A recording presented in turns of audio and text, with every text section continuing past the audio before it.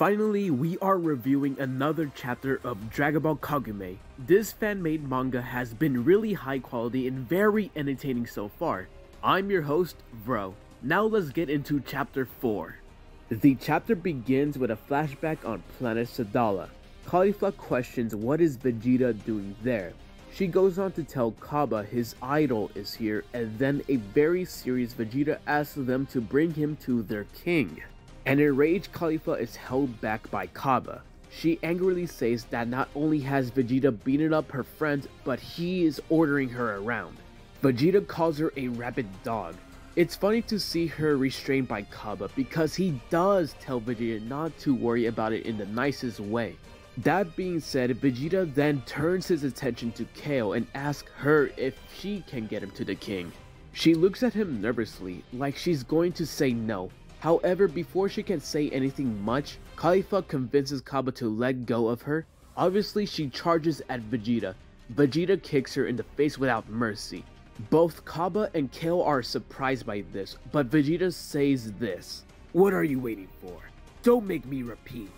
We then switch to Planet Pillar, where Hit is seen trailing a target. Meanwhile, Frost is spying on him. Frost sees Hit prepare his assassination technique only for him to appear in front of a now shocked, if not frightened for his life, Frost. Hit asks who hired him. While sweating bullets, Frost explains that no one did. He works for himself and wants revenge. Skipping back to Vegeta on planet Sadala, as the three children have finally escorted him to the king's palace. At first, Vegeta doesn't see anything. Kale tells him to look down. And then, we get this amazing shot of the palace. There's so many intricate details that make this spread what it is.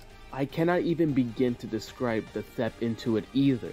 That being said, Vegeta is taken to the king. En route, Caulifla wakes up.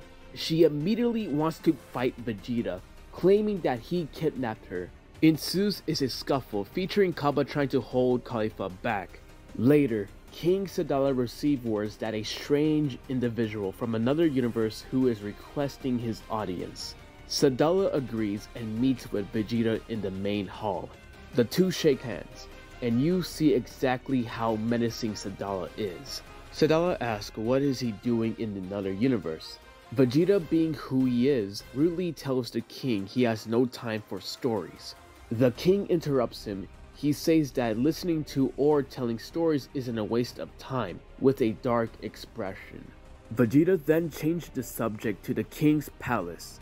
Sadala spins a tale about his planet, explaining that even here Saiyans aren't peaceful. He talks of raising through the ranks until he was the previous king's right-hand man. King Sadala goes on to say there was a certain man who he hated and subsequently hunted down. He explains that despite killing a man he hated, it didn't bring the relief he expected. The void within him wasn't filled. In fact, the crater he created within the stomach of his rival was the inspiration for his uniquely designed palace. We also learned that he became king because the previous king had no heir, and King Sadala was unanimously voted in. He changed how the kingdom worked, adopting the end of wars and reunite people. Because of this, King Sadala tells Vegeta goodbye. However, Vegeta is stubborn as ever and is having none of it. He makes a bold claim to the king, stating that the king is afraid of death. Everyone is visibly shocked, even King Sadala, as Vegeta just smirks. However, he too has a flashbacks. One of the first times he went to Earth, meanwhile on the other is the first time he achieved Super Saiyan status. To everyone's surprise, he gets on one knee and makes a plea to the king, telling him that thousands will die, but they must act. It's not on their own. Then on planet Nibur, we see both Hit and Frost trekking through a blizzard. Frost continually asks Hit to teach him just one assassination technique. Hit rebuffs him repeatedly, eventually telling him to do it himself and leave him alone. Frost is persistent, even telling Hit he thought they were friends. He comedically mentions Hit needs friends because seeing him alone is depressing. Hit ignores him for the most part until Frost mentioned that Hit must not like his job or perhaps his life. This seems to stop Hit for a second, but then he composes himself right by replying, "If you say so." Meanwhile, Bulma asks Jocko how much longer the trip is. Jocko casually replies, "It will be 2 more days." Bulma takes this as a joke, but Jocko affirms it. Clearly agitated, Bulma then says she hopes Jocko brought supplies. However, from the backseat, Broly pipes up. He offers up some spider legs, juice included if they're thirsty. Everyone is obviously grossed out, but Broly simply shoves the spider leg into his mouth. Back on planet Sadala, the king tells Vegeta to go on. Vegeta referenced the call to a multiverse war, stating it won't just be a civil war between Saiyans.